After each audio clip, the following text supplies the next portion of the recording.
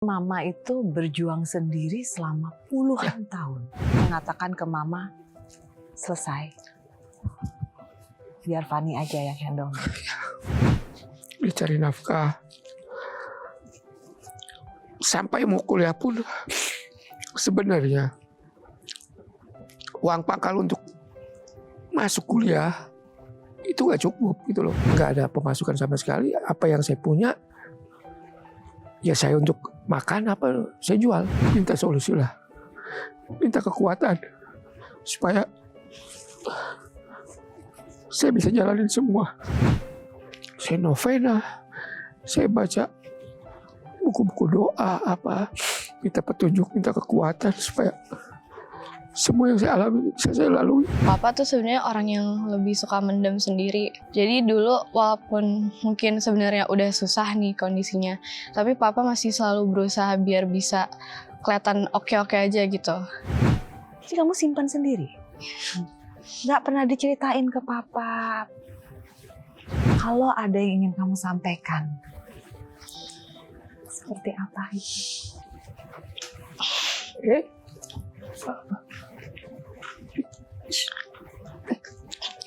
Gak apa-apa.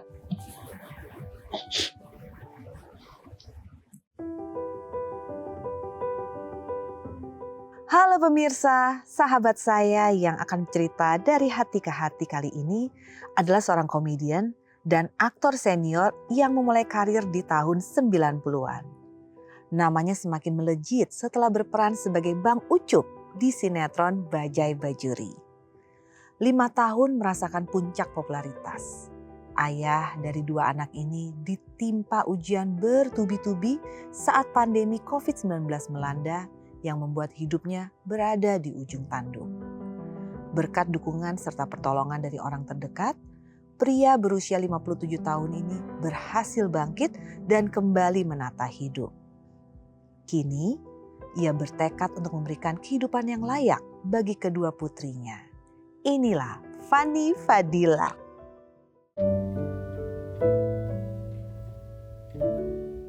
Bang Fani! Ya. Aduh, kalau orang mengingatnya ini Bang Ucup, Bajai Bajuri. Kalau saya way back. Lupus.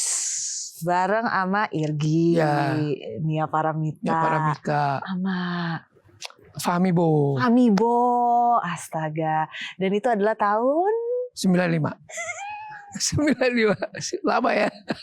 Saya tuh gak pernah tahu loh. Awal karirnya Bang Fani itu seperti apa? Taunya pokoknya waktu itu tahun 95 ya. Saya tuh masih megang remote TV aja gitu. Iya. Ini dia nonton, ditungguin gitu loh serialnya. Kalau awal karir sih sebenarnya dari tahun 94. Udah main di TVRI lah. Zaman itu masih TVRI. Ya main-main serial. Oke. Series gitu. Tetap ya, dapat perannya selalu dapat anak sekolah. Anak sekolah SMA terus. Gak salah kan kalau orang mikirnya pasti Ya. umurnya masih di bawah umur sesungguhnya. Baru tahun 95 ditawarin untuk di Lupus. Iya. Nah itu yang mungkin lebih dikenal orang karena panjang kan. Benar. 5 tahunan lah. Itu 5 tahunan juga ya.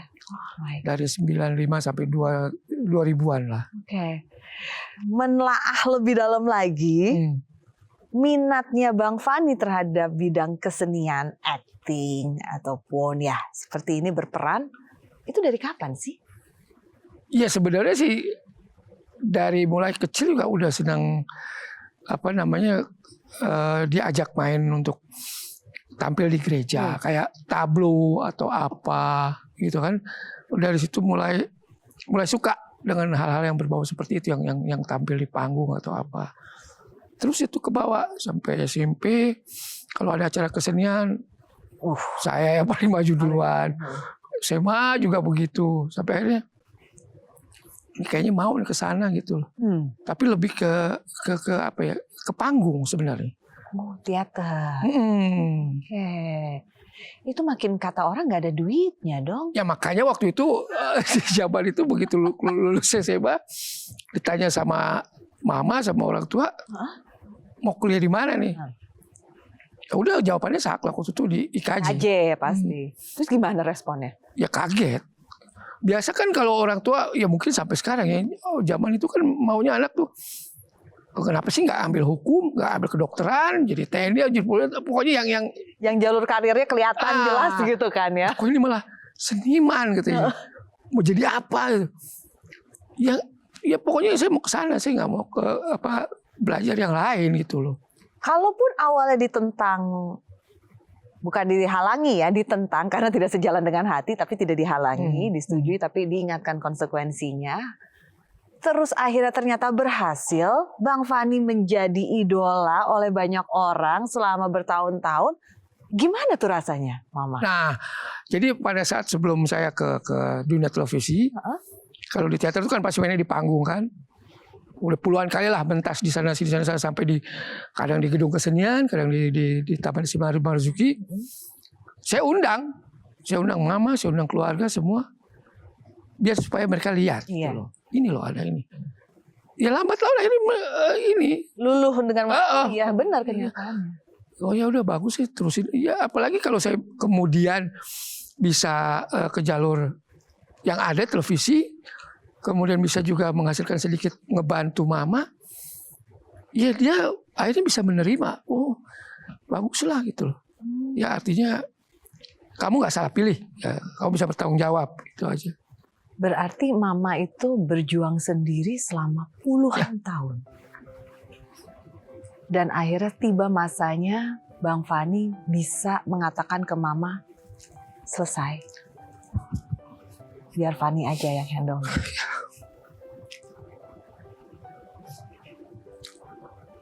Apa sih rasanya menjadi anak yang bisa nge-support orang tua? Ya, tentunya ada suatu kebanggaan sendiri ya. Bisa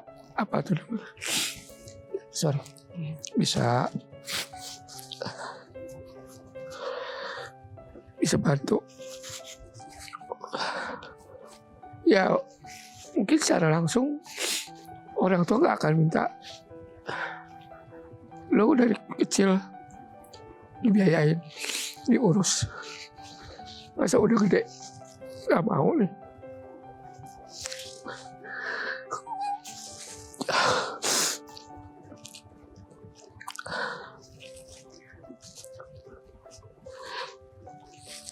Sorry, nggak ada kata-kata itu.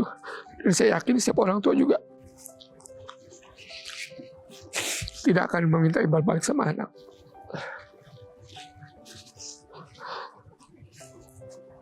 Apa yang paling menyentuh perasaan Bang Fani saat ini?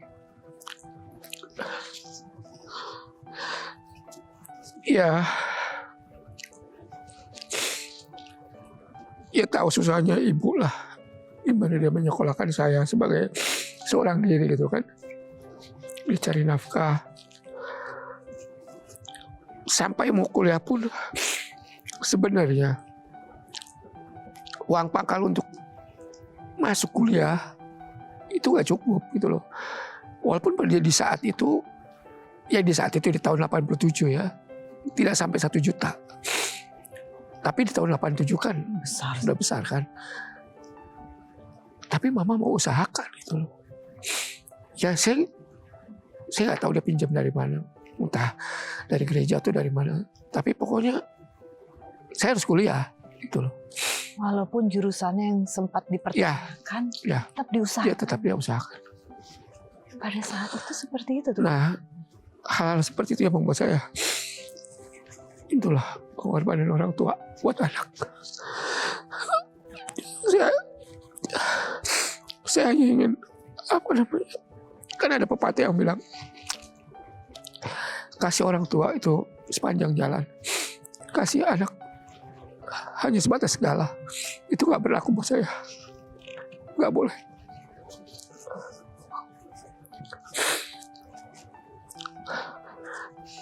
Jadi ya peran orang tua memang ya sangat penting lah dalam kehidupan saya. Ya saya nggak kenal nggak dapat kasih sayang dari bapak ya, karena memang dari umur setahun kan saya udah ditinggal pergi gitu. Makanya saya dan kakak saya memang begitu dekat gitu loh dengan ibu, dengan mama. Jadi apapun ya selalu ke mama. Besar lah artinya buat saya.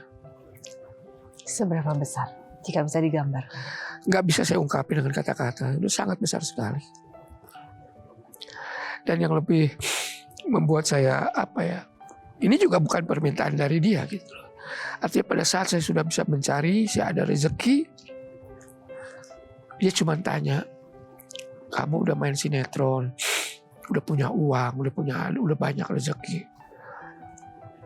Terus nanti kalau kamu mau berumah tangga, kamu belum punya rumah, beli dong rumah kalau udah mampu. Ya udah, mama deh yang tolong cariin. Oke, mama yang cariin rumah. Mama cariin rumah.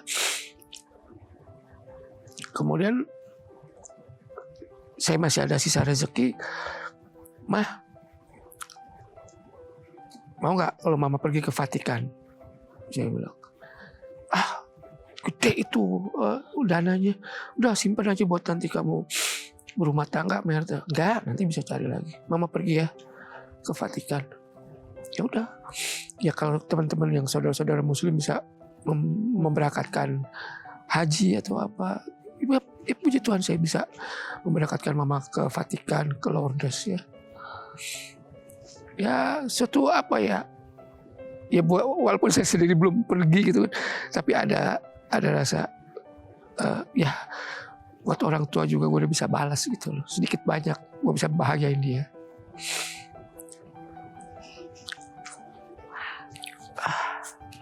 Elah Bang Fani, nggak disangka di balik tawa yang diciptakan oleh Bang Fani, di balik canda dan celetuhan yang terkadang kesannya ketus-ketus gimana gitu. Ternyata Bang Fani itu adalah seseorang yang telah ditinggal pergi oleh bapaknya dari usia setahun. Ya. Harus tumbuh bersama dengan single mom. Ya. Dan bisa sukses. Amin. Amin. Dalam jalur karir yang tidak umum, yang dipertanyakan oleh banyak orang, bahkan sampai pindah zaman juga sampai sekarang kalau ada orang tuanya, ada anak yang masuk ke jalur acting atau apa, mungkin masih ada orang tua yang mau pertanyakan, ngapain ngambil kuliah sih? Itu mah udah tinggal dibuka aja nanti jalannya ada. Tapi ini kan benar-benar belajar di situ, mengambil pendidikan di sana sampai bisa berhasil seperti ini. Meraih kesuksesan itu kata orang nih, nah ini aku mau tanya nih ke Bang Fani, adalah hal yang lebih mudah daripada mempertahankannya. Dari sisinya Bang Fani yang 95 saya udah nungguin terus serialnya. Dan itu 5 tahun ya Lupus ya? 5 tahun. Terus nongol lagi Bajai Bajuri. Wah itu mah aduh fenomenal sampai sekarang masih. Kita masih kalau ngomong Bajai Bajuri udahlah. Itu tokoh-tokohnya tuh masih diingat, bahkan beberapa sampai lupa nama aslinya, ingatnya nama karakternya. Nama perannya. Itu kan berarti kan kesuksesan sudah benar-benar di tangan.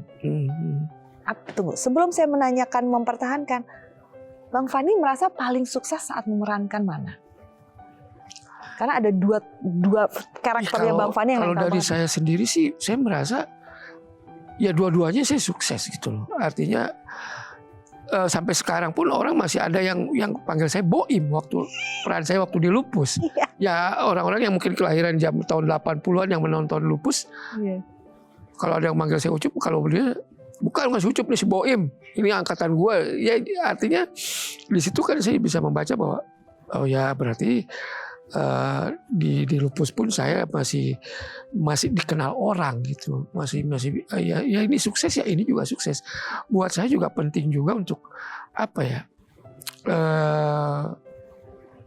ke penonton itu memang salah satu faktor juga yang penting harus diingat gitu sama kita pelakunya gitu kan, karena tanpa mereka pun percuma, kita juga nggak akan dikenal gitu. Dari 95 sampai 2007 ketenaran terus dimiliki. Lalu masuklah kata-kata itu, mempertahankan ketenaran. Kan sulit sekali. Kapan momentum yang Bang Fani rasakan, aduh ini saat yang sangat berat bagi Bang Fani dalam pekerjaan dan karirnya Bang Fani? Dari habis di baju-baju memang saya masih banyak juga masih terima job ya. Puncak-puncak agak-agak kacaunya itu saya pikir semua orang ikut merasakan. Itu kena COVID. Tahun 2020 ya. Itu berat itu. Nah, saya masih ada syuting. Oh masih? Nah, seminggu setelah COVID menyerang kita, itu kan memang di stop. Iya semua kita nggak boleh ya. Iya. Stop, berhenti syuting. Tapi 4 atau 5 bulan kemudian kan diperbolehkan kembali, tapi dengan catatan, syarat. ya kan, mesti pakai masker, mesti segala macam lah ya. Sempat berjalan lagi, nggak lama tapi 6 bulanan lah, karena ada serangan kedua, ingat gak? COVID. Delta apa varian itu ya? Nah, kan itu tambah parah kan. Dari situlah mulai berasa. Stop sama sekali, nggak ada panggilan apapun lah. Ya buat ya saya besar di sinetron ya. Mau sinetron, mau talk show, mau apa. Sampai itu di 2000, ya kurang lebih 3-4 tahunan lah. Bayangin. 3-4 tahun tanpa pekerjaan dong. Ya. Lah, itu bagaimana bertahan hidupnya? Nah itulah, nggak ada pemasukan sama sekali. Apa yang saya punya, ya saya untuk makan apa, saya jual. Jadi saya mau di waktu itu saya masih punya kendaraan, roda 4 mobil ya. Saya jual. Saya ada motor roda 2 yang sebetulnya itu saya belikan buat adik gitu loh. Ada yang ikut saya kan, laki. Saya jual juga. Sampai yang terakhir, saya udah nggak tahu lagi apa yang harus saya jual. Ya terpaksa rumah saya gadaikan. Jadi saya pinjam ke bank. Karena kan kalau entertain itu nggak punya slip gaji. Iya. Yang ada kan cuma surat kontrak. Nah kalau di bank itu kan dia mintanya pasti slip gaji. Saya nggak punya slip gaji sih. Oke, yang Bapak punya apa? Paling surat kontrak kerja. Boleh kita lihat Pak. Tidak ada satu bank lihat surat kontrak. Ini masih berlaku Pak, masih jalan. Memang ada satu judul yang masih jalan. Cuman pada saat itu masih lagi promo. Ya, cuman jangka waktu yang diberikan, namanya orang menggadaikan itu dengan jaminan rumah, biasanya kan bisa 5 tahun, 10 tahun atau 15 tahun kan. Iya. Tapi ini karena dilihat dari umur, apa sih saya cuma bisa dapat 5 tahun. Harus mengembalikannya dalam perhitungan 5 tahun. Pasti kan jatuhnya pasti di per bulannya. Bulanannya besar pasti kan. Nah saya di waktu itu setelah di ACC, setelah ini semuanya, oke. Saya mengakalinya setelah saya dapat uangnya, ini saya nggak boleh pakai nih. Selama setahun, saya kalikan 1 bulannya misalnya saya harus bayar 8 juta misalnya, saya kalikan setahun, ini buat cicilan rumah. Dengan harapan selama setahun ke depan ini saya kembali bisa bekerja gitu loh. Jadi agak agak ringan gitu kan. Iya, buying times lah supaya nunggu sampai ada kerjaan berikutnya. Jadi dan modalnya dipakai buat bayar cicilannya. Saya simpan ini, yang ini baru saya pakai gitu kan. Tapi ternyata setahun berlalu sampai 3 tahun malah. Waduh.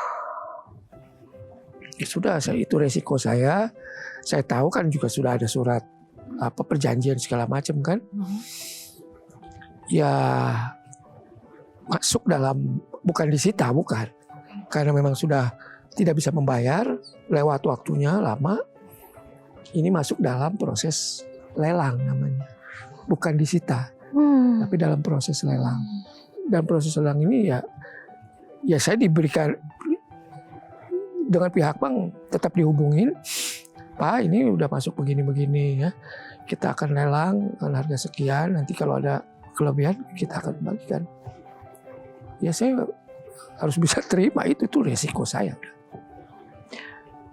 Bang Fani, maaf ya, maaf banget kalau tidak berkenan, nggak apa-apa nggak dijawab. Tapi sebagai seseorang yang memiliki posisi public figure, dikenal oleh banyak orang, ya kalau bahasa orang umum tuh artis gitu.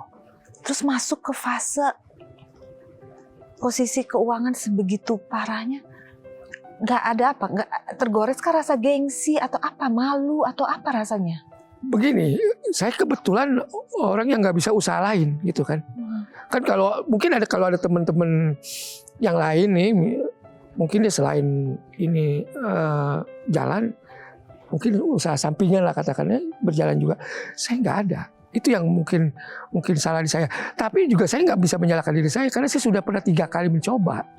Selagi saya ada rezeki waktu itu saya sudah pernah mencoba. Semuanya nggak berjalan dengan baik, habis semua. Nah, artinya apa? Kayaknya memang jiwa saya bukan ke sana gitu. Udah bener lu main di televisi gitu, main sinetron atau apa. Berdagang nggak bisa. Buka ini nggak bisa, buka itu nggak bisa, habis gitu loh. Ya pada akhirnya saya hanya mengandalkan, ya ini barangkali kejadian yang sering terulang terjadi sama teman-teman artis yang lama-lama ya. Begitu masa tuanya, ya saya sih belum nggak mau tua dulu mengalami hal-hal seperti ini gitu loh.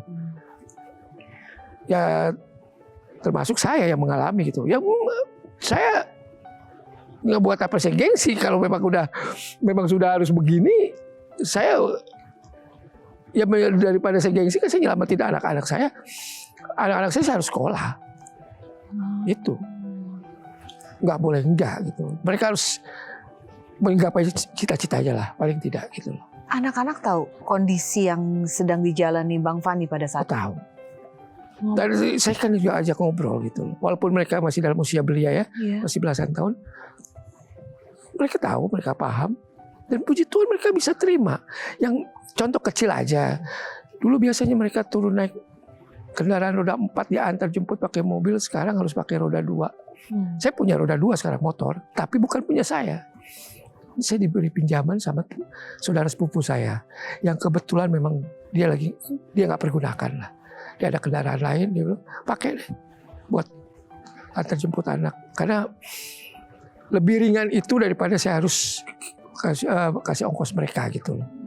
Ya ibaratnya gini, kalau dia harus naik ojek online misalnya. Kebetulan agak jauh sekolahnya, pulang pergi bisa 100.000. 100.000 kalau saya bisa beliin bensin motor bisa 3-4 hari saya pakai. Dan anak itu tidak protes, tidak marah, tidak ngeluh. Bahkan pernah satu hari yang bikin saya narik nafas. Ini kan kita tahu cuaca kita lagi jelek ya. Gak tahu kapan hujan, gak tahu kapan panas. Saya biasa berangkat antar anak 5:30 pagi. Karena ngitung trafiknya juga kan. Tiba-tiba mau berangkat, hujan. Hujannya nggak terlalu deras memang, gerimis pun nggak terlalu sedang lah. Saya bilang sama dia, yang paling kecil, Dek, ini ada uang, kita naik itu aja ya, taksi online, biar aku. Kan ada jas hujan, pakai jas hujan aja, kan uangnya bisa besok pakai.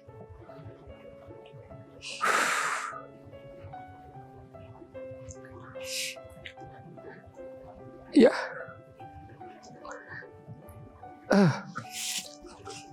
Anak bisa begitu kan juga buat saya bersyukurlah dia bisa jauh lebih mengerti.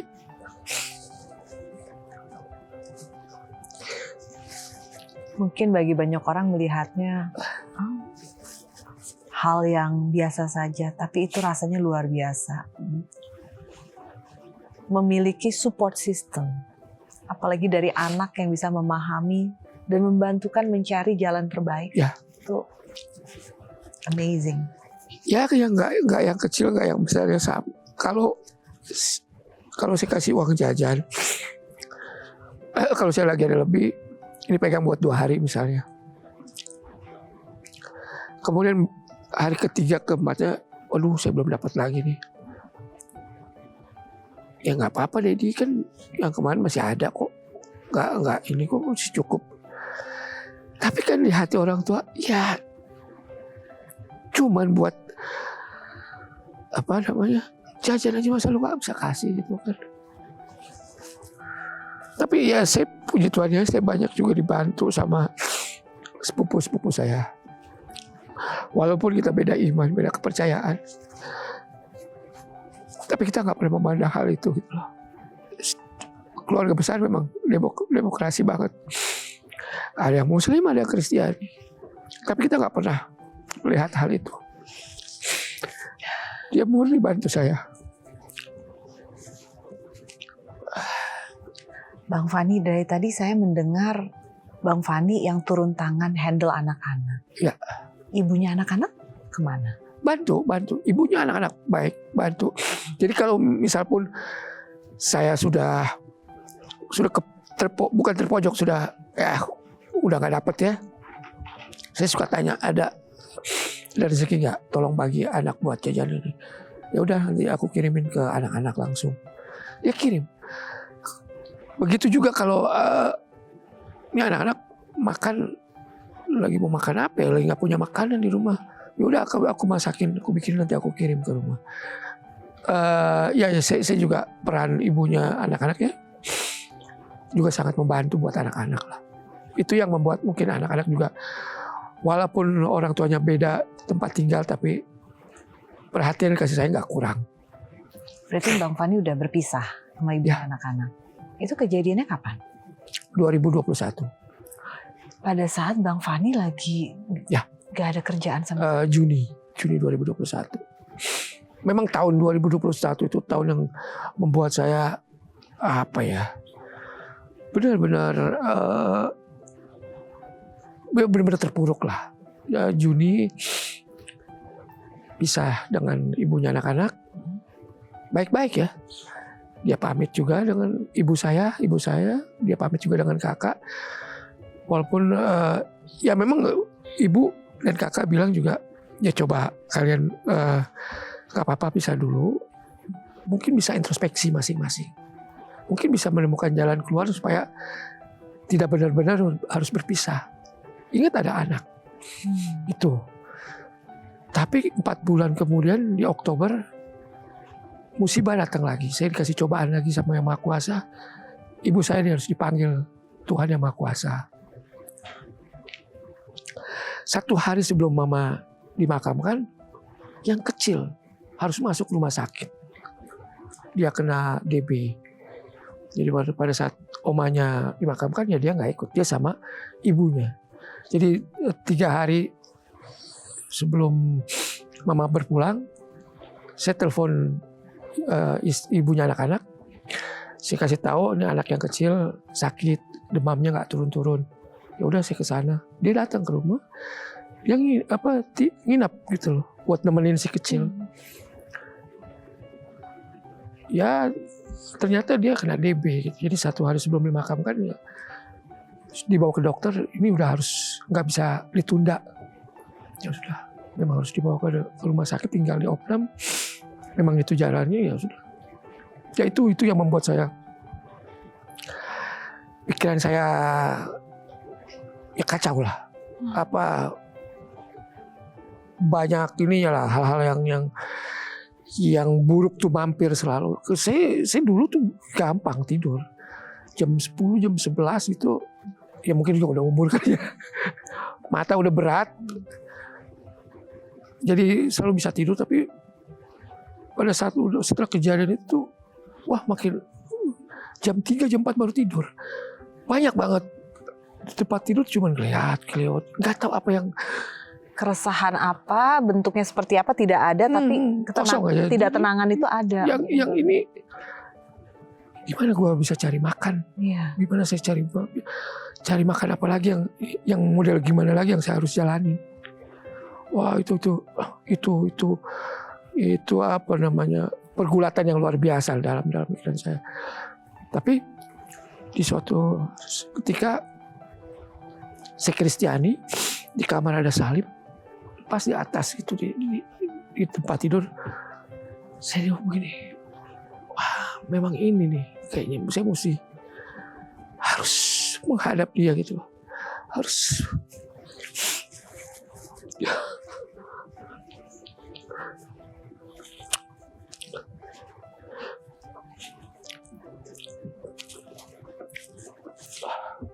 Ya, saya banyak berdoa. Ya minta solusi lah, minta kekuatan supaya saya bisa jalanin semua. Saya sembahyang. Ya kalau mungkin di saudara-saudara Muslim tuh tahajud atau apa ya, setiap malam juga saya novena, saya baca buku-buku doa apa, minta petunjuk, minta kekuatan supaya semua yang saya alami bisa saya lalui. Saya bisa urus anak-anak saya, bisa membesarkan mereka. Ya puji Tuhan, seiring jalannya waktu semua itu bisa saya jalani. Saya cukup kehilangan berat badan, 7 kilo saya hilang karena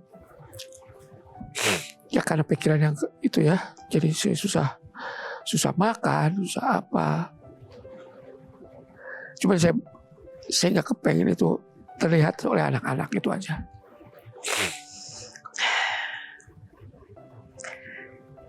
Bisa kita lihat bersama ya pemirsa ya. Dan saya perhatikan juga pusat hidupnya Bang Fani ini adalah anak-anaknya.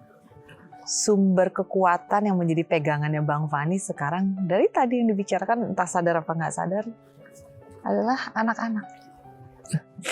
Kalau dilihat Abel dan Felis ini kan merasakan juga nih perjalanan apa yang dirasakan oleh Bang Fani. Tahun 2020 saat semua bertukar, berbeda menjadi berbeda, sudah berputar menjadi tidak sebagus sebelumnya, Abel dan Felis juga sudah masuk usia yang bisa memahami keadaan. Pada saat di fase itu, ini mau Abel atau mau Felis dulu nih yang mau cerita? Kayaknya ini Felis sudah siap, oke deh. Di fase itu, bagaimana sih dari sisinya Felis saat harus menjalani perubahan hidup yang dialami oleh Dedi? Awalnya itu sebenarnya belum terlalu kerasa kan. Dan papa tuh sebenarnya orang yang lebih suka mendem sendiri. Kalau dulu menurut aku. Jadi dulu walaupun mungkin sebenarnya udah susah nih kondisinya, tapi papa masih selalu berusaha biar bisa kelihatan oke-oke aja gitu. Jadi nggak terlalu kerasa perubahannya, tapi waktu seiring berjalannya waktu juga aku kan sadar sendiri gitu kan. Tapi aku berusaha buat ngertiin juga, jadi papa nggak harus nanggung semuanya sendiri juga. Jadi bukan karena papa cerita apa adanya, karena melihat nih kayaknya keadaan. Dari sisi Abel gimana? Ya udah waktu itu rasanya kayak nggak terlalu berubah juga, karena kan tadi disampaikan yang mencoba untuk semuanya kayak oke-oke aja. Jadi menurut Abel nggak yang gimana-gimana dan berat banget buat Abel. Momentum mobil keluarga dijual itu kan pasti langsung sesuatu yang mengagetkan dong. Baik buat Abel sama Felis. Atau biasa ya, Felisnya gimana waktu momentum itu? Aku sempet kaget tapi nggak mau bawa-bawa juga ke papa. Jadi kamu simpan sendiri? Nggak pernah diceritain ke papa? Sama sekali? Pernah nggak ada momentum yang akhirnya kamu memutuskan untuk kamu menceritakan apa yang kamu rasakan itu? Sampai sekarang sih belum. Oh my God.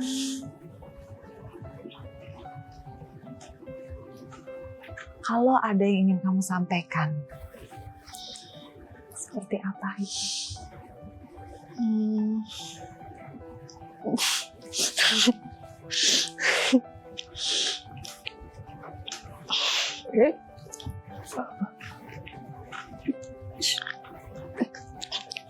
Gak apa-apa. Udah.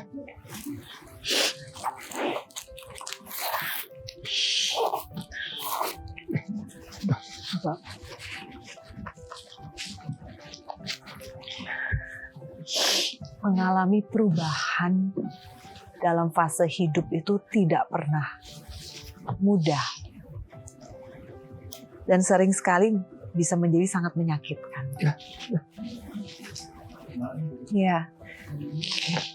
Karena saya juga adalah anak di mana orang tua saya berpisah. Sangat bisa memahami kenapa anak memilih untuk berdiam dan menyimpan. Karena kita juga, walaupun orang bilang anak kecil tahu apa sih? Oh, kita tahu banyak. Iya. Kita ikut merasakan, kita ikut melihat dan memiliki pemikiran-pemikiran sendiri.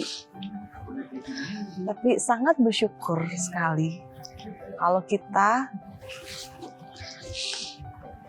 sebagai orang tua ya tentunya kalau bisa memiliki anak yang telah berpikir untuk tidak menambah beban. Walaupun mungkin caranya untuk orang tua ngeliatnya, jangan, karena orang tua pasti tidak menginginkan hal itu.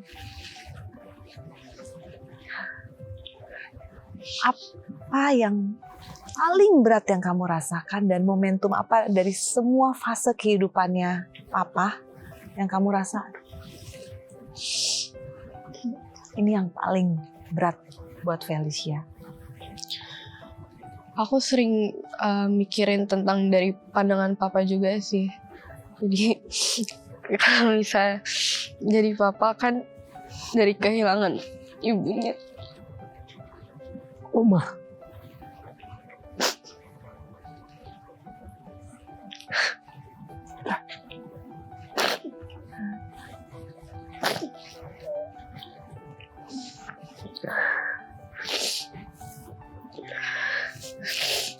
Yang Fani memiliki anak yang memiliki rasa dan kepedulian. Seperti Felicia yang memikirkan dari point of view-nya Bang Fani. Seperti ini. Ya kebetulan memang anak-anak ini juga dekat sama omanya. Mama itu kan sakit ya, stroke 4 tahun. Yang sering nyuapin ini dia.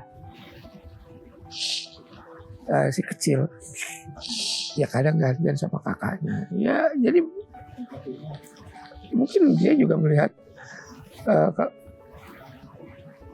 gimana saya terhadap omanya gitu kan. Jadi mereka juga mungkin melihat hal itu gitu. Ya saya merasa apa? Ya terberkatilah punya anak-anak yang seperti ini gitu loh, bahwa bisa menerima orang tuanya dalam keadaan bukan cuma dalam keadaan senang aja dia ini, tapi dalam keadaan kesulitan pun dia bisa terima gitu. Dua-duanya.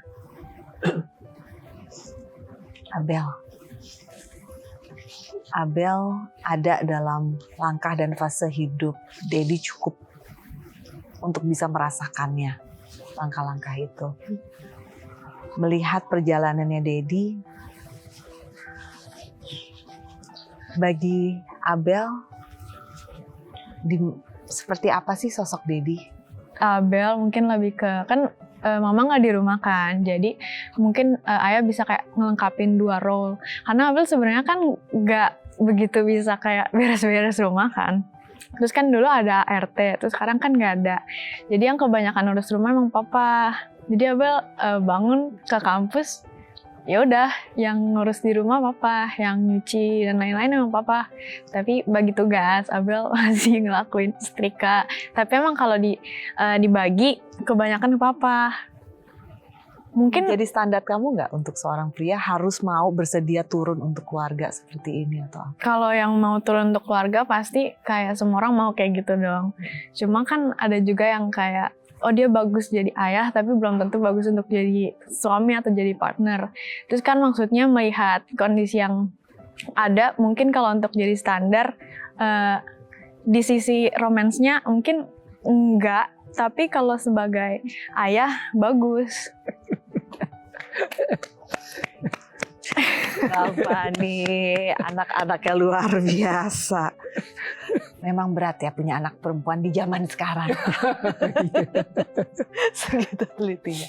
Jadi kalau boleh memberikan apa ya,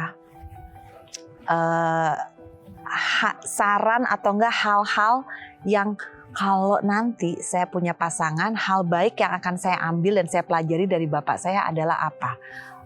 Pasangan saya adalah seorang pria yang harus bisa apa. Kalau dari Abel gimana kriterianya?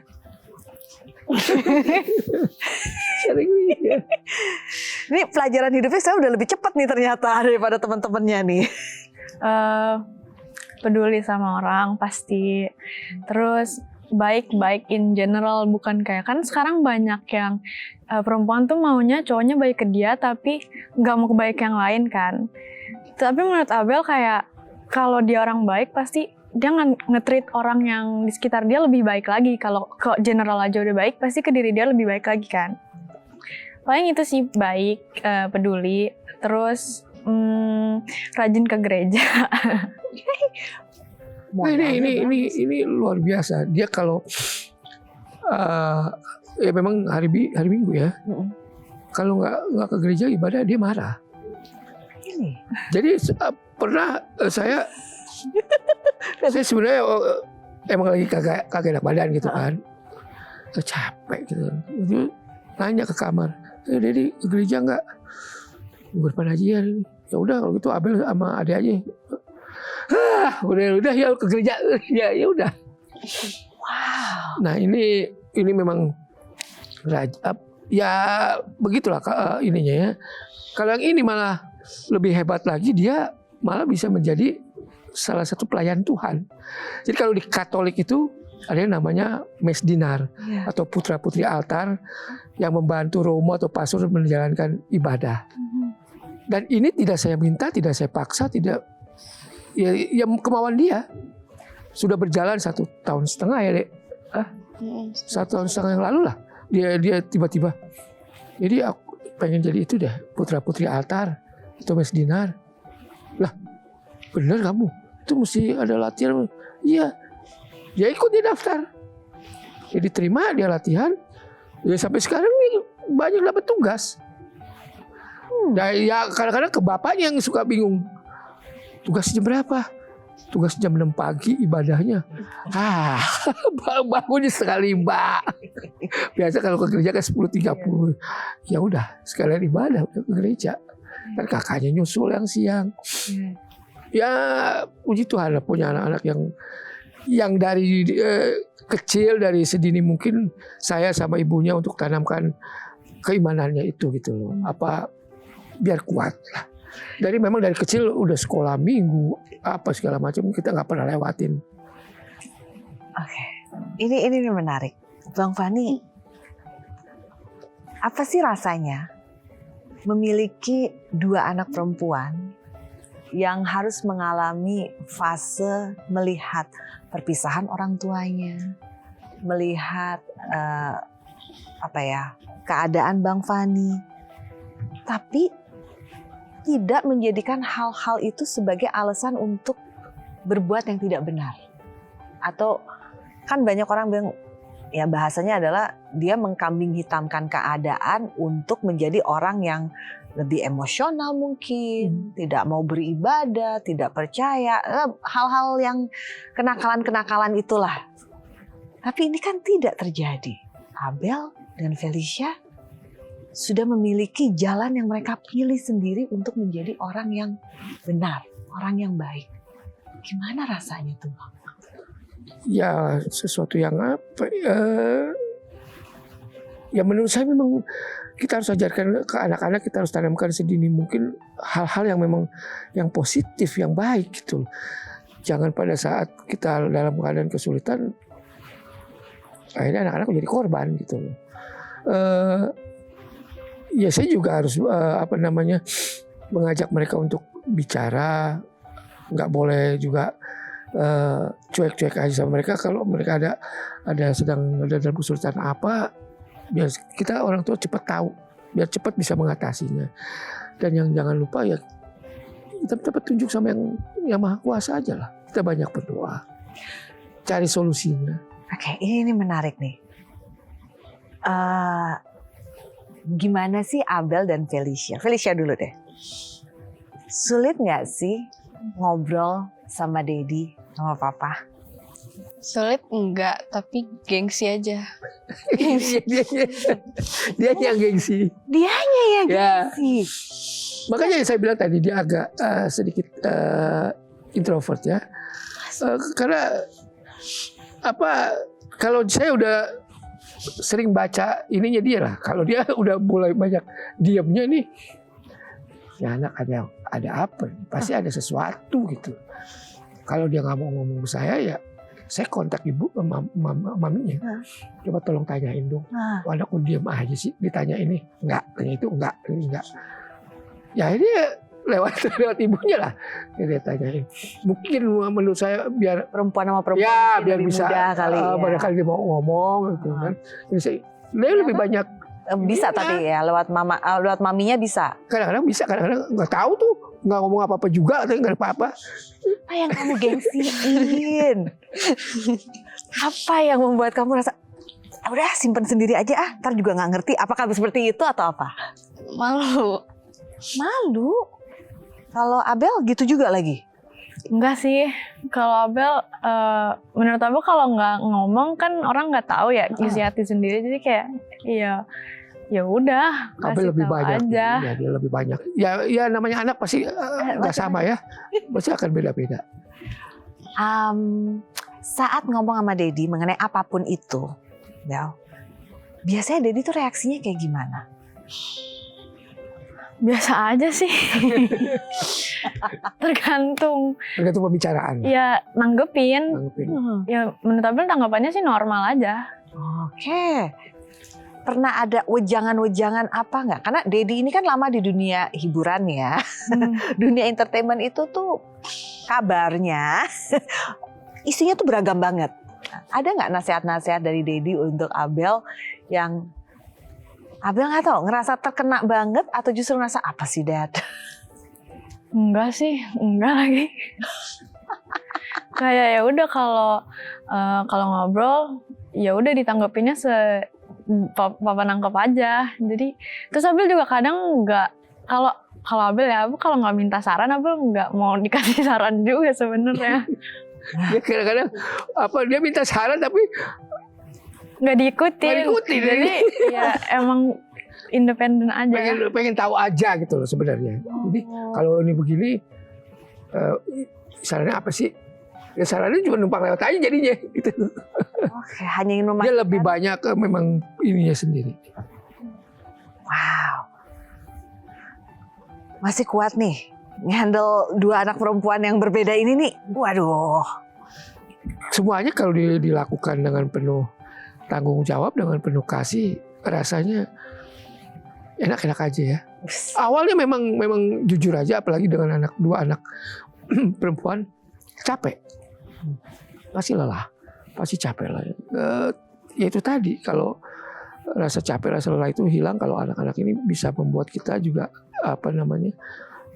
bahagia gitu loh. Apalagi ditambah mungkin ini bonus ya, mereka bisa berprestasi gitu. Itu mungkin bonus buat saya ya. Itu menambah semangat lah. Oke. Bang. Apa ya bahasanya ya? Ini mungkin nasihat yang bisa dipegang, atau bukan nasihat deh. Pelajaran yang bisa menjadi pegangan untuk single dad di luar sana. Karena sudah menjadi pengetahuan umum bahwa laki-laki itu kan lebih sulit untuk menjalin komunikasi dengan orang lain. Apalagi ini anak perempuannya. Apa yang Bang Fani lakukan untuk bisa membuka komunikasi dengan anak-anak supaya bisa tetap nempel seperti ini gitu loh? Kepercayaan sama selalu satu hal yang saya bilang sama anak-anak, itu juga yang dibilang ke saya dari ibu saya. Apapun yang menjadi pilihan kamu harus bisa bertanggung jawabkan. Oke. Bukan terhadap ke Dedi atau ke siapapun, terhadap diri sendiri. Kalau yang kecil saya bilang, jangan pernah meniru kakak, tapi jadi diri sendiri, saya bilang. Contoh yang baik dari kakak boleh diambil, tapi harus jadi diri sendiri. Kalau apa yang paling dirindukan dari kebersamaan keluarga yang dulu dimiliki yang sekarang sudah tidak ada? Kalau Abel apa? Kayaknya nggak ada sih, maksudnya sama terus, rasanya nggak pernah beda, jadi always full. Walaupun kayak kesannya ada kurang membernya, cuma kayak nggak berkurang aja sih. Kalau Felicia gimana? Kalau dulu itu kan satu kamar berempat. Terus suka nonton bareng gitu kan malam-malam. Tapi sekarang udah nggak kayak gitu lagi. Jadi kadang suka kangen kayak gitu. Ya kalau dulu tuh suka ada satu film, apa bukan film, apa yang dulu disebutnya, tayangan favorit yang dari luar tuh, yang selalu ini komedi lah, ketawa-ketawa itu kita nonton bareng-bareng gitu. Selalu ditunggu gitu acara itu gitu loh. Jadi bukan acara yang ditunggu, sebenarnya momentum bersamanya. Ya. Tapi kan memang seperti yang kata kakak ini katakan, walaupun saya sama mamanya anak-anak udah berpisah, tapi memang rasanya ya berasa nggak berpisah aja, karena memang saya tidak pernah membatasi baik anak maupun ibunya untuk bertemu. Kapanpun mereka mau ketemu, waktu itu silakan. Bahkan kadang ibadah bareng sama saya juga jalan gitu.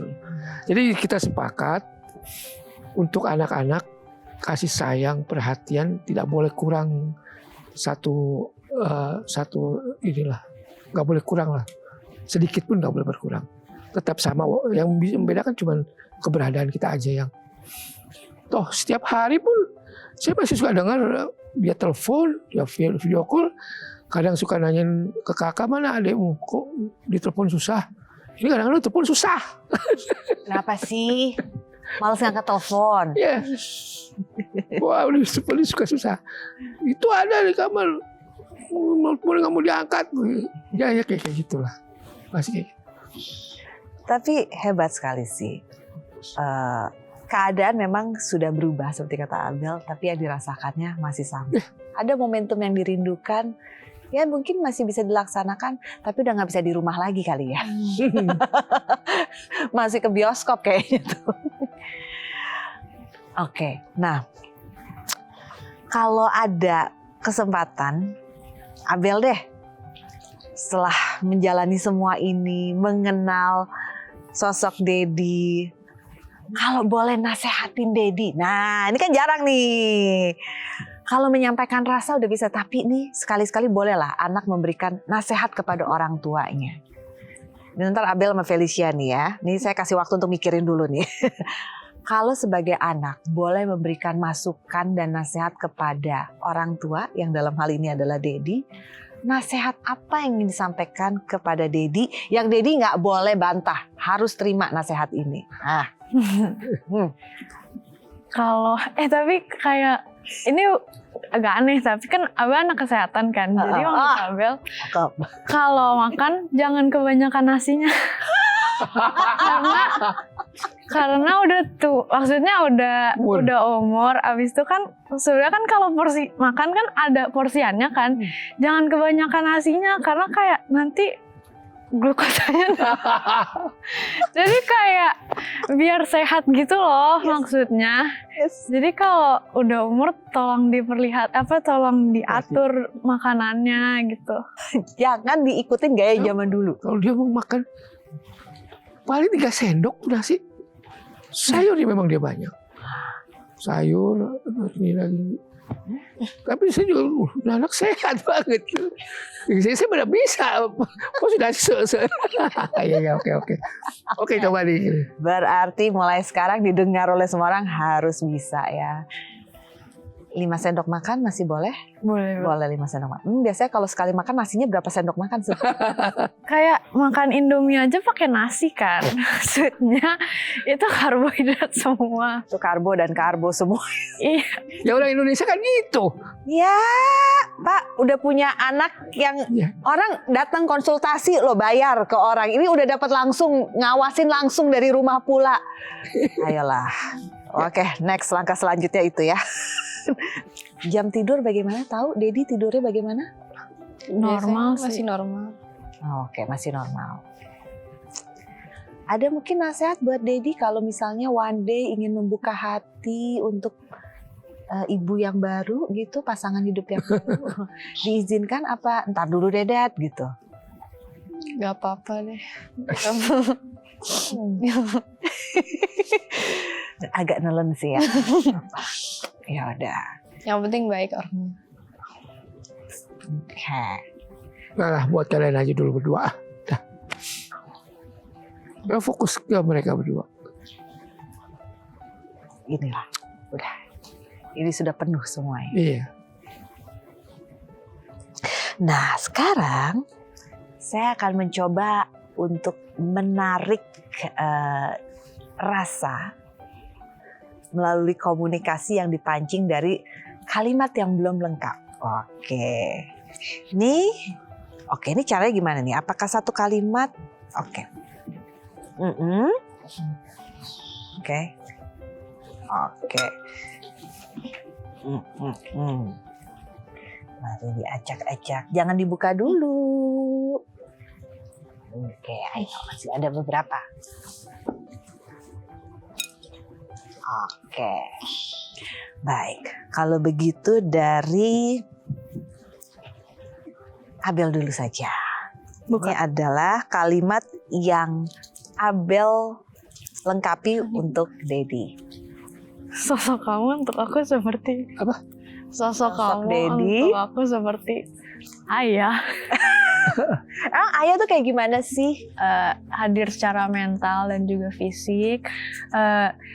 Terus mungkin definisi ayah yang benar, ayah baik yang selalu antar jemput, maksudnya beneran selalu hadir dan ada, jadi nggak kosong. Terus juga tadi kan di rumah ambil role ibu juga, jadi nggak bikin ngerasa kekurangan dan kayak tabung cintanya tuh full gitu sih.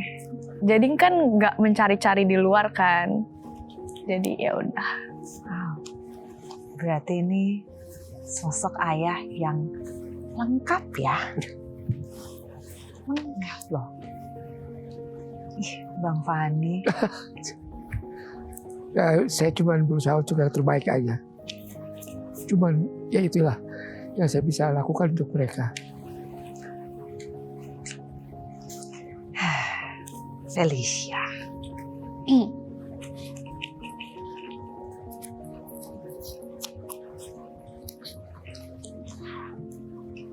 Aku sedih jika kamu mikir dulu. Feli sedih kalau Dedi terlalu mendam semuanya sendiri.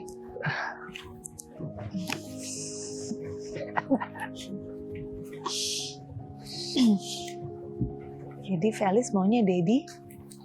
Kan sekarang udah mulai dewasa juga kan. Jadi harusnya kalau misalnya Dedi mau cerita juga pasti Feli sama kakak lebih ngerti juga.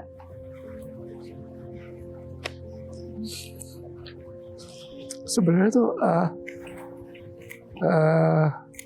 saya lebih banyak bukan nggak kepengen mereka tahu, tapi saya nggak mau ngebebanin gitu loh. Jangan sampai mereka terbebani, itu aja gitu loh. Misalnya si adek kepengen sesuatu, tapi saya belum ada nih. Saya nggak kepengen ngomong sama dia, nggak bisa. Tapi saya bilang tunggu ya 2-3 hari lagi. Saya nggak kepengen dia sampai merasa ya kok nggak bisa terpenuhi gitu loh. Segala sesuatunya harus saya penuhi gitu loh. gimana pun caranya, kalau hari itu nggak ada ya mungkin 2-3 hari lagi gitu. Jadi jangan sampai mereka kecewa, itu aja. Tadi Dedi udah cerita dari sudut pandangnya, karena dia tidak ingin mengecewakan Felicia dan juga Abel. Tidak ingin malah memindahkan atau berbagi beban itu kepada Felicia dan Abel. Tujuannya baik. Tapi setelah mendengar ini, Abel sama Felicia ngerasa oke nggak dengan pilihan jalannya Dedi? Atau sebaiknya nggak apa-apa, kita sudah siap kok untuk mendengar. Aku paham juga kayak semua orang butuh cerita, tapi semua orang juga butuh waktu buat memproses cerita itu untuk dirinya sendiri. Kalau Felicia gimana? Karena aku sebenarnya mirip-mirip sama papa. Jadi suka mendem semuanya sendiri karena takut bebanin orang lain juga. Jadi aku ngerti tujuan papa juga sebenarnya baik, tapi aku nggak mau papa jadi terlalu kayak jadi stres gitu loh, karena kebanyakan beban pikiran sendiri.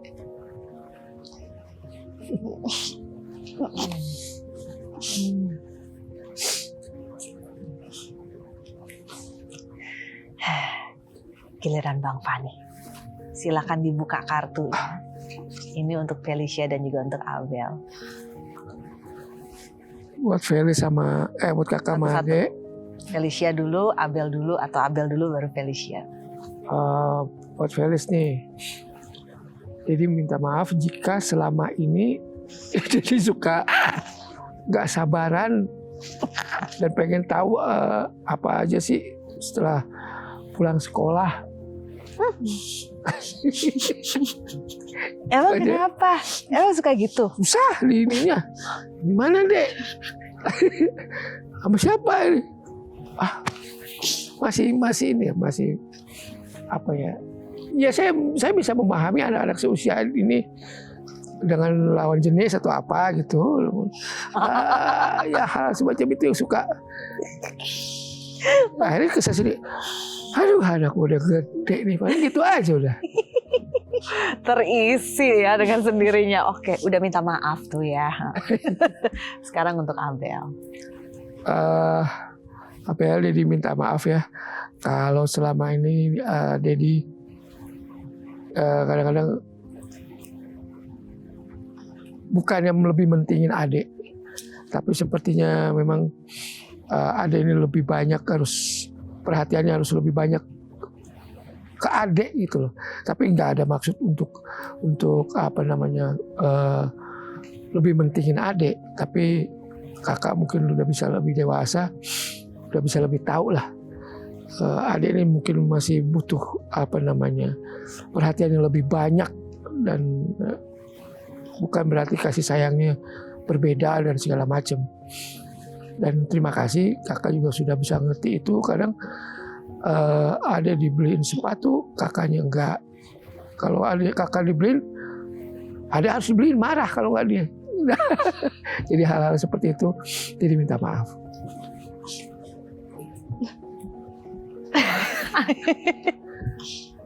Lebih banyak memang kadang sekarang ini perhatiannya saya lebih banyak ke dianya nih, karena memang ya mungkin secara ini dia udah lebih bisa mandiri ya. Ini kalau memang lebih banyak harus bisa perhatian saya harus ya mungkin lebih 60-40 gitu, tapi bukan berarti kasih sayang juga enggak, semua sama.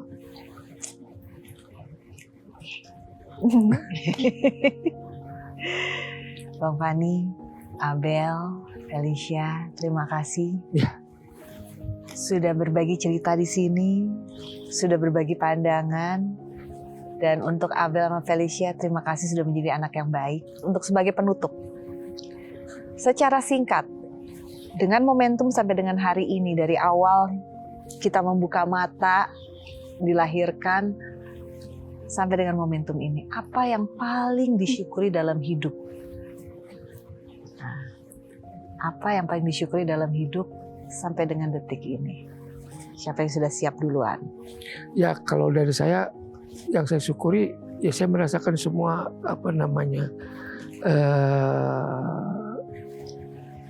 apa ya, ya roda kehidupan tuh kadang di bawah kadang di atas. Nah itu saya bisa rasakan semua gitu. Jadi artinya saya pernah berada di tingkat kesuksesan, terpuruk pun pernah. Itu yang saya syukuri. Jadi saya bisa tahu bahwa lengkaplah perjalanan hidup saya ini. Kalau dari Abel, apa yang paling disyukuri? Kayaknya Abel bersyukur sama semuanya sih, semua yang bahagia, yang sedih, terus permasalahan yang ada juga disyukurin, karena dari permasalahan itu kan kita bisa belajar untuk jadi orang yang lebih baik, bisa belajar untuk, ya pokoknya diambil positifnya aja, biar nanti ke depannya bisa belajar dari masa lalu, bisa belajar biar ke depannya nggak terulang, biar ke depannya bisa jadi orang yang lebih baik dari hari kemarin. Luar biasa. Alicia? Aku bersyukur karena udah tumbuh di keluarga yang walaupun kita lagi di kondisi yang sulit atau lagi di bawah gitu, selalu ada buat satu sama lain, jadi semuanya masih kerasa lengkap.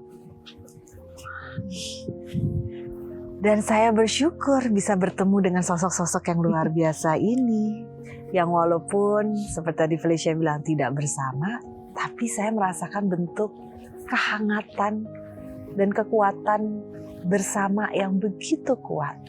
Dan masih bisa memiliki harapan karena ada contohnya ini di keluarga kecil ini, bahwa walaupun hidup sedang pahit sekali, tapi jangan pernah menjadikan itu sebagai alasan bagi kita untuk menjadi orang yang menyimpang atau menjauh dari kebaikan. Karena itu bisa kita jadikan pilihan yang kita ambil. Jangan pernah gunakan alasan-alasan keadaan hidup kita sebagai alasan untuk menjadi orang yang tidak baik. Terima kasih sudah berbagi itu. Terima kasih banyak juga pemirsa. Semoga kehadiran kami bisa menginspirasi bagi Anda. Saya Anya Dino pamit. Sampai jumpa.